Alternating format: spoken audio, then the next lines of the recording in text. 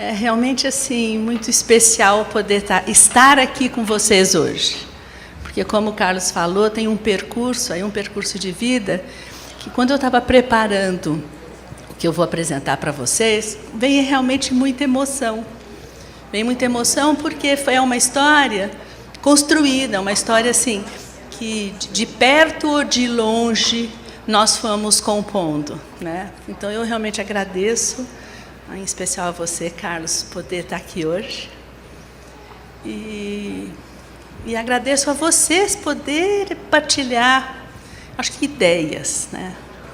O tema que me foi pedido, né, para a gente poder estar conversando um pouco, é criatividade, jogos e os desafios das neurociências. De certa forma, esses desafios das neurociências sempre tiveram como um pano de fundo durante o meu percurso.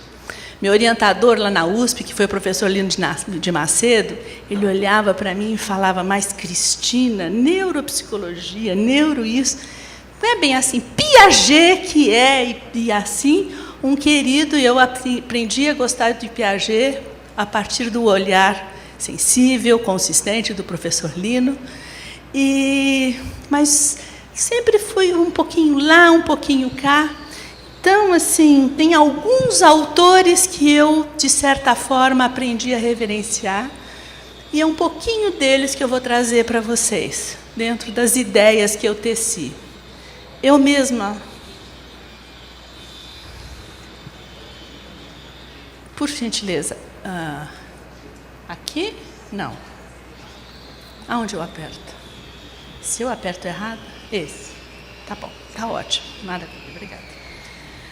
Então, a minha ideia é tecer, vamos chamar de considerações sobre a relação entre criatividade, jogo e neurociência. Criatividade dentro de uma perspectiva da ação criadora, é ação criadora em aprendizagem. O jogo na relação com a situação-problema. E a neurociência, enquanto aquela que procura estudar as conexões sinápticas no processo de desenvolvimento. Me lembro bem do tempo em que eu estudei lá no Instituto Théophile Lajoanine, na Université de Montréal. A gente tentava entender a relação anatomoclínica do que acontece no cérebro e o que acontece no cognitivo, e o que se dizia que era muito difícil de estabelecer esse tipo de relação. Então, eu não tenho essa pretensão, longe disso. Para mim, a neurociência hoje ela dá algumas explicações fantásticas, e eu vou direto para o fantástico, e não para aquele do, digamos assim, para o arroz com feijão, tá?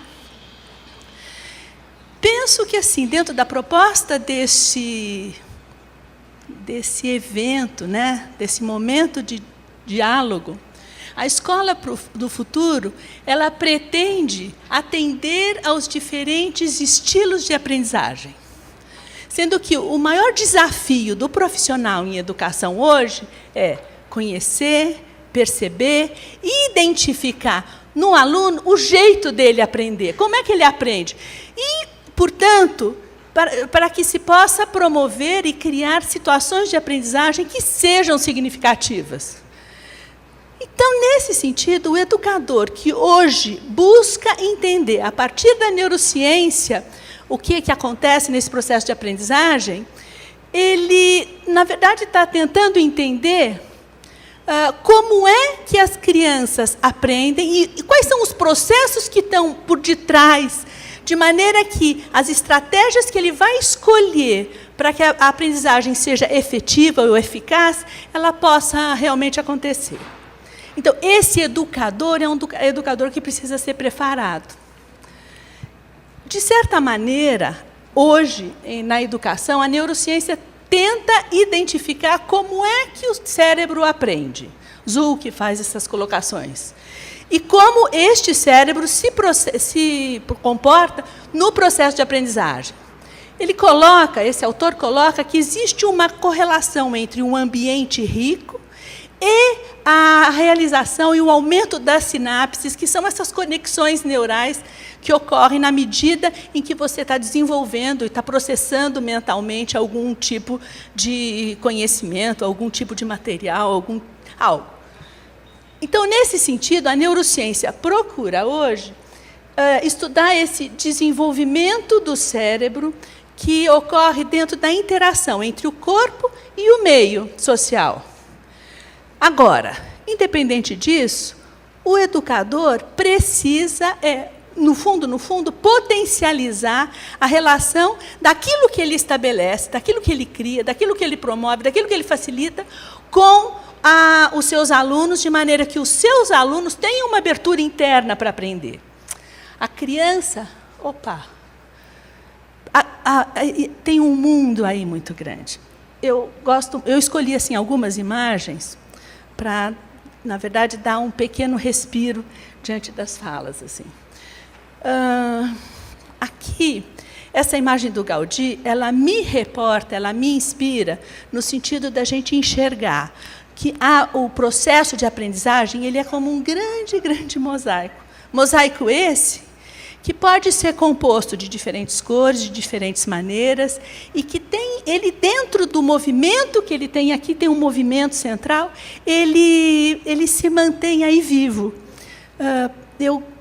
Quando escolhi essa imagem para trazer para vocês, ela, de certa forma, representa o que o processo de aprendizagem pode estar sendo estimulado na medida em que a criança se desenvolve, na medida em que um educador facilita processos e não ensina um indivíduo que simplesmente aprende. Então, nesse sentido, o século XXI, ele nos pede, solicita ao homem viver de forma criativa e interessante a vida de hoje, as suas atividades.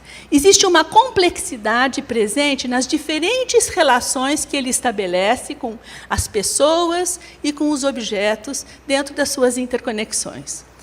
A pergunta que vem é: como educar nossas crianças e jovens para que eles sejam participantes e ativos? E, finalmente, como ser si mesmo diante desse mundo em transformação? A necessidade de se desenvolver uma atitude mais ativa e criadora de sentido diante das questões do dia a dia é um fato. Sentido e vivido por cada um de nós. Ele tem sido dialogado, tem sido discutido. Isso está na nossa mesa aqui, dentro desse evento.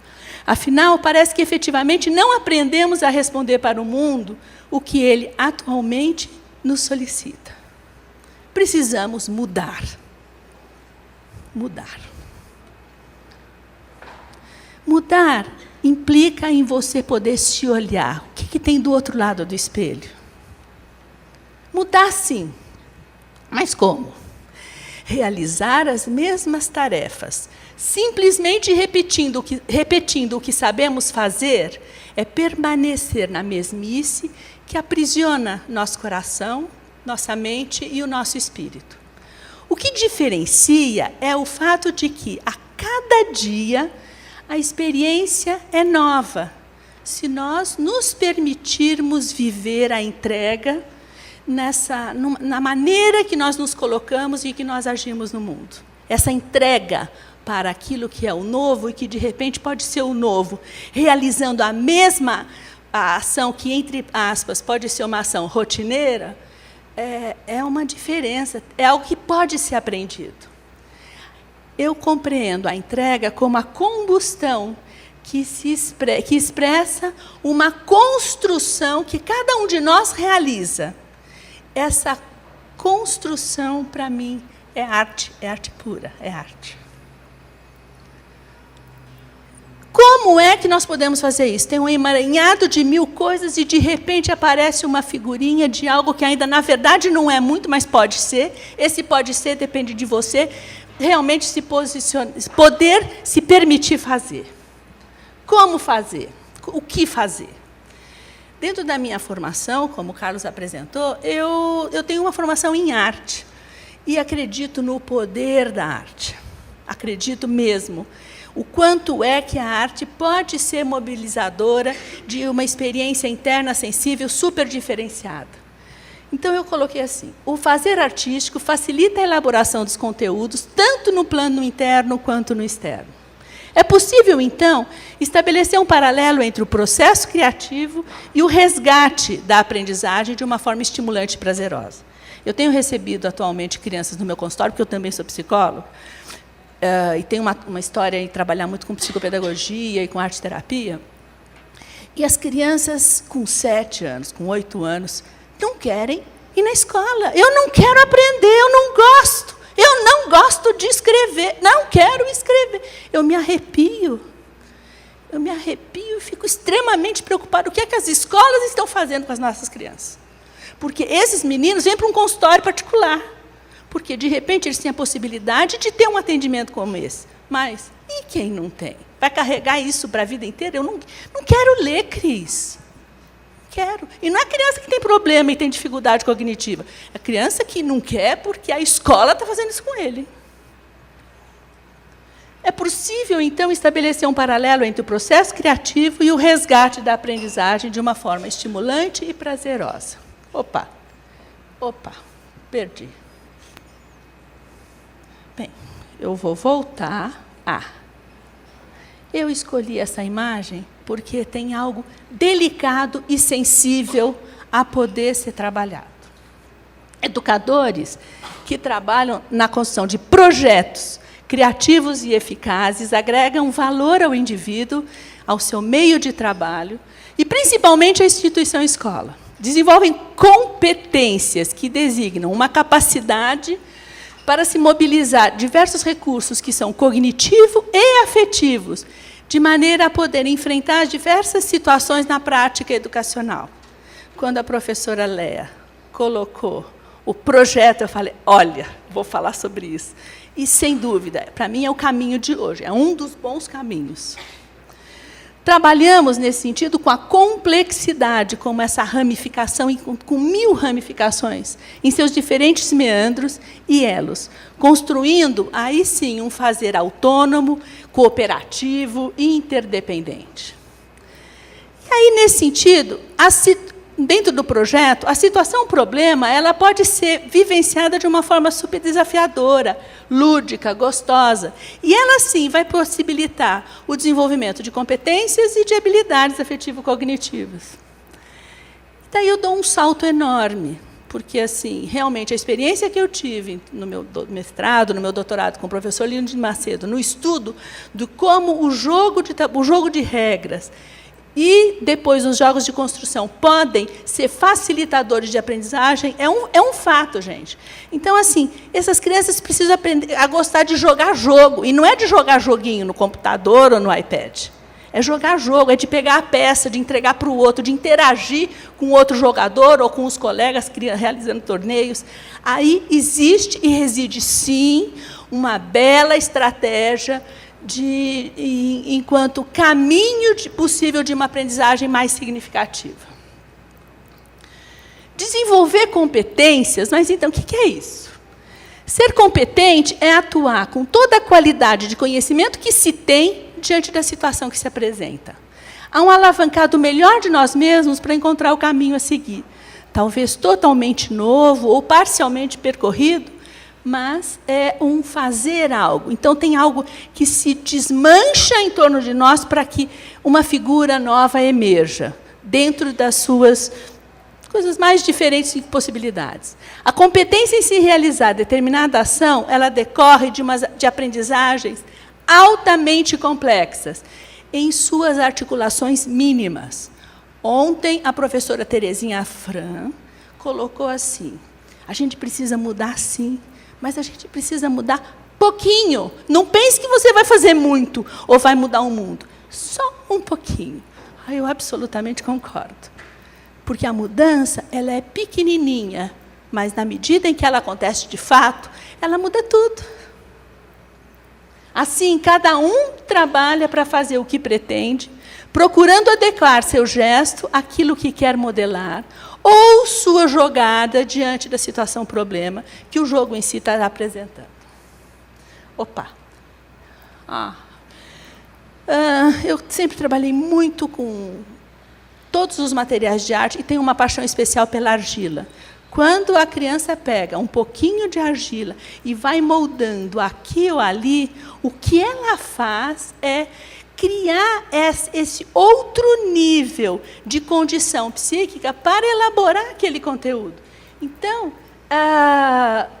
competências em ação, por exemplo, é trabalhar com argila. Assumir a autoria dos passos a serem trilhados implica um trabalho inteligente e sutil, em que a liberdade de escolher pressupõe consciência na ação. O sujeito deve procurar estabelecer estratégias em direção à concretização do seu desejo pessoal. A vontade, que para mim é uma das molas mestras, a gente tem que criar vontade nas crianças, vontade de aprender. Mantém viva a ideia de valor das ações, que desencadeiam uma reflexão sobre jeitos possíveis ou possibilidades de fazer. E aí o projeto ele vai sendo realizado na medida em que ele vai sendo concebido. Então, assim, ele vai inventando e vai rolando. Então, o projeto ele permite esse ajuste o tempo todo. E as competências vão sendo construídas passo a passo. Aquilo que você visualiza do projeto é o que, de certa maneira, você persegue. E aquela visão do projeto é que te permite ir reajustando. E, portanto, eu falo que ele tem um valor antecipatório e regulador das ações. Aqui eu tenho um menino que está criando um projeto, ele vai pegando passo a passo, até, de repente, fazer ele acontecer. Uma criança como essa, ela desenvolve a autorregulação de suas ações, mantendo uma atitude interdependente, cooperativa, consciente e afetiva. A pequena e aparentemente simples parte de um todo recebe um tratamento diferenciado, pois representa cada etapa a ser construída e conquistada em direção àquele que vai ser o projeto final. O olhar atento e consciente observa o contexto da criação, que direciona assim, o que, quando, como é que ele vai fazer. E a qualidade sensível e amorosa, ela vai preencher energeticamente aquela ação em si, aquilo que vai estar acontecendo. Então, no contexto do projeto, a ação criadora é fundamental. As competências vão sendo acionadas no passo a passo, o elemento criativo permeia tudo aquilo que vai estar acontecendo enquanto manifestação psíquica, nova sinapse se estabelece, e o homem abre sua mente em direção àquilo que é o novo, àquilo que é possível. Ele mantém a continuidade do desejo de criar e disponibiliza, assim, uma energia psíquica para que algo novo, um novo contorno aconteça. Então, dentro desse contexto, habilidades e competências, elas podem emergir, o consciente e o inconsciente interagem, e a afetividade e a cognição se conversam, digamos assim, na construção daquele objeto, que eu chamei aqui de objeto de volição. Para mim, esse é o caminho. Um belo caminho. Agora, vamos falar um pouquinho, dando um salto. Mas, antes de dar um salto, vamos fazer uma pequena atividade. Eu peço que vocês fechem os olhos.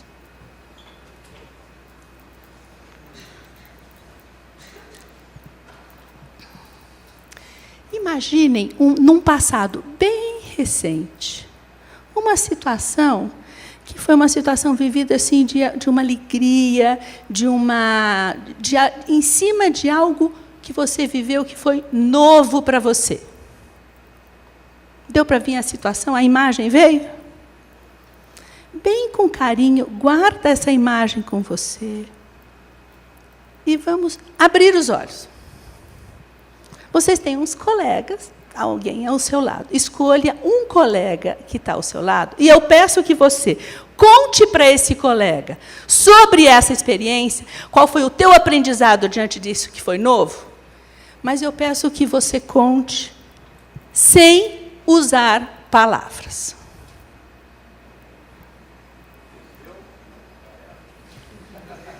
Não pode falar. Você vai contar para o seu colega, ele vai te olhar, olho no olho.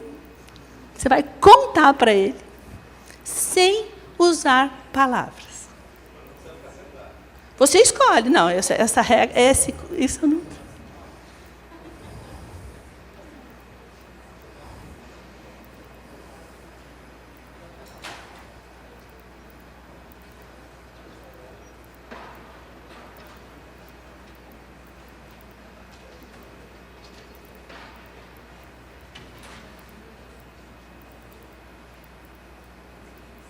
Olho no olho, coração no coração.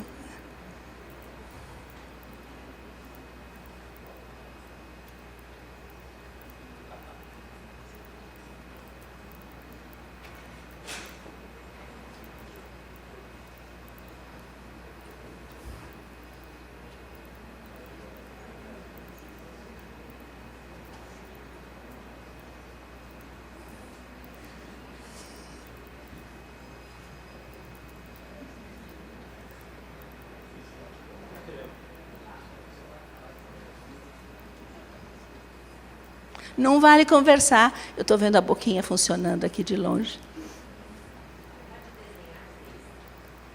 Sem usar palavras. A escolha é sua.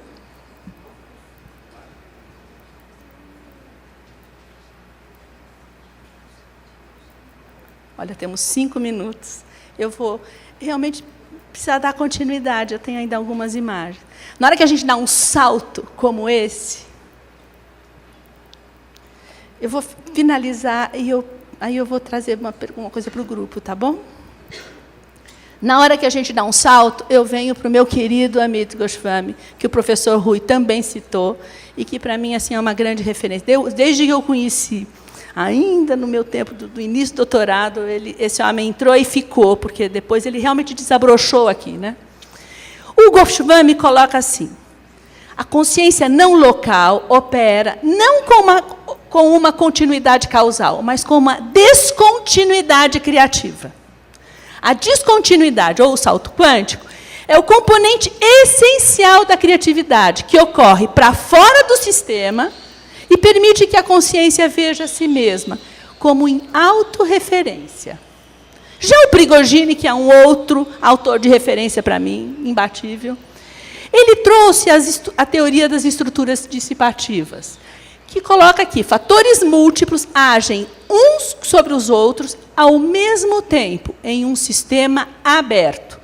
Quando um sistema é perturbado por flutuações, elas aumentam o número de interações que obrigam os elementos do sistema a se relacionarem de uma nova forma. Flutuações grandes demais podem organizar uma nova ordem através de processos não lineares. Essa teoria é super importante para a compreensão do cérebro e da experiência consciente. Então, nesse sentido, a quebra de velhos padrões e condicionamentos não tem muita probabilidade de acontecer em nosso estado de consciência normal. Os estados alterados, tipo relaxamento, meditação, artes, são caracterizados por um aumento de ondas cerebrais mais lentas, de maior amplitude e auto-organizantes. Portanto, aprende-se melhor quando as flutuações cerebrais estão aumentadas. Enfim, a transformação interna ocorre em dimensões da psique que podem ser acessadas durante a experiência expressiva e artística. As várias dimensões da consciência podem ser vivenciadas na entrega ao material e à experiência em si. Então, o ato criador propicia uma transmutação da consciência, sempre majorante no sistema, ou seja, sempre para melhor. Acredite, vai ser sempre melhor. Prigogine comprovou isso. A ampliação da consciência ocorre durante o processo criativo. Então, enfim, a criatividade, portanto, ela representa um verdadeiro portal para a educação do futuro, como um florescer interior, natural e profundo. Esse salto quântico, um pouquinho assim de nada, eu quis oferecer para vocês experimentarem o que é você, de repente, precisar contar alguma coisa com uma regra tão restritiva, sem usar palavras. Como é que foi para vocês? Alguém gostaria de partilhar? Impossível. Ah, nada é impossível quando o criativo está acionado. Nada é impossível. Vocês entendem o que eu quero dizer quando você precisa se olhar de outro lugar? A gente precisa permitir que a experiência de aprender tenha um desafio aí. Às vezes o desafio é do quase impossível.